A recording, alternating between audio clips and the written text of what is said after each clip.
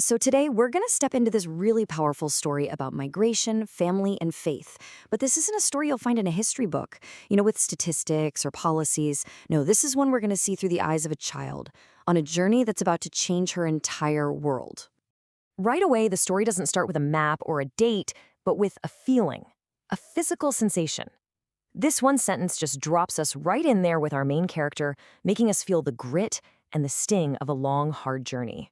For one whole week, a single train car is the entire world for a 9-year-old girl named Elena. I mean, just try to imagine that. 7 days staring at the same wooden walls, the constant clatter of the wheels on the track, watching a landscape you have never, ever seen before just slide past the window. And what's so fascinating here is how you have this moment of complete stillness right in the middle of all this constant motion. I mean, these are just simple, quiet family moments. Her little brother asleep, her mom braiding her hair, her dad reading his Bible. All of this happening inside this rumbling wooden box, creating this tiny island of normal in a huge sea of change. So while the train is chugging forward, Elena's mind is on its own journey, right? It's going back and forth between the world she knew and this new, strange one she sees out the window. And that internal journey is every bit as dramatic as the physical one. Can you even imagine that? To have lived your entire life on flat land, a world she thinks of like a quiet table, and then all of a sudden, the earth itself just rises up into these jagged peaks. For Elena, this isn't just some beautiful view. It's honestly a little scary. It's this huge symbol of just how massive and totally unfamiliar her new world is going to be. And this just lays out the contrast she's living through so perfectly. On one side, you've got all these sensory memories of home, the warmth, the quiet, the feeling that you know what's coming next. And on the other, just the total chaos of the journey, loud, jagged, full of things she doesn't understand at all. It's the stillness she misses the most. So faced with all this strangeness, Elena looks for an anchor, something familiar, something that's constant. And for her, that's her faith. In this question, it's not really about theology. It's a little kid asking, is there anything here that's the same as back home? Is there anything at all that I can hold on to? And her mom's answer, it's so simple, but wow, is it profound. It completely reframes the whole journey. See, they're not traveling to some strange place where God isn't. They're traveling into a place where God already is. It's this incredibly powerful piece of reassurance that the thing that anchors them isn't tied to a physical place. And that reassurance becomes even more important when night falls, because if the daytime brings wonder and confusion, the night brings a whole different kind of challenge, real fear. The darkness outside that train feels absolutely immense, and it's here that the family's faith is really tested and shown in this very intimate way.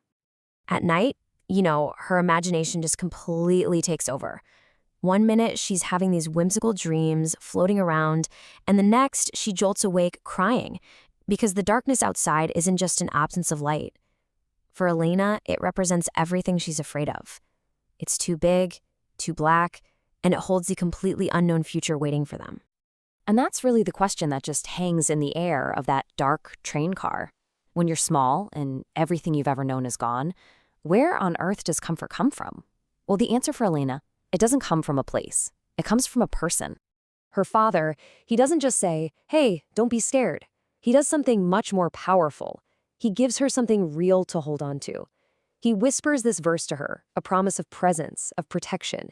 And somehow, that simple act of Father's voice and this ancient promise, it makes that terrifying infinite darkness outside feel just a little bit smaller. And then it happens. After all that time, the journey ends. This is the moment everything has been building towards. But the arrival, it isn't necessarily a relief. It's the beginning of a brand new and very stark reality. 8 days, a whole week and one more day.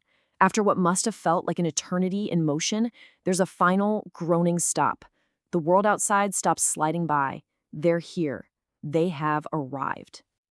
So Elena steps out, and what does she see? It's not a paradise. It's not some promised land flowing with milk and honey. No, she sees a harsh reality. A huge, empty sky, dry, cracked earth, and the air just smells of dust and something sharp. But the most telling detail, the tears in her father's eyes. This is going to be hard. Okay, so they have no houses, no town, nothing but some canvas, sticks, and this dry, cracked earth. So where do you even begin to build a home? Well, the story's beautiful climax shows us that the very first thing they build isn't with their hands at all, it's with their voices. Just picture this scene. It's their first night there. They're exhausted, they're displaced, they're surrounded by uncertainty, and they all gather together under this sky full of stars so bright they look like they're painted on. And in that shared vulnerability, a single voice rises up, and you can just feel it building, right? This is such a powerful picture of community forming in real time. It starts with just one person's act of faith, which gives another person the courage to join in, and then another, until it swells into this incredible chorus. It's a collective act of just refusing to give in to despair. And what do they sing? Of all things, a hymn of thanks. In the middle of this dusty, uncertain place, having left everything they ever knew behind them, their very first communal act is one of gratitude. I mean, that's just an incredible statement of resilience and faith. And that's really the heart of the story, isn't it? A house is made of materials, sure, but a home? A home is built from something else entirely. It's built from shared belief, from community, from the promises you make to each other. Their first structure was an invisible one, built of sound. And for Elena, lying there, wrapped in a blanket, listening to this chorus under the stars, everything clicks. She has this profound realization. It's the answer to the fears she felt in the dark of that train car. Surrounded by her family and her community, all of them lifting their voices together, she knows they are not alone. So this story, seen through the eyes of a child, it kind of leaves us with this question to chew on. For Elena and her family, their anchor was faith, family, and the songs they carried with them. It really makes you wonder, for all of us, when the ground shifts beneath our feet, what are the things that truly hold us steady?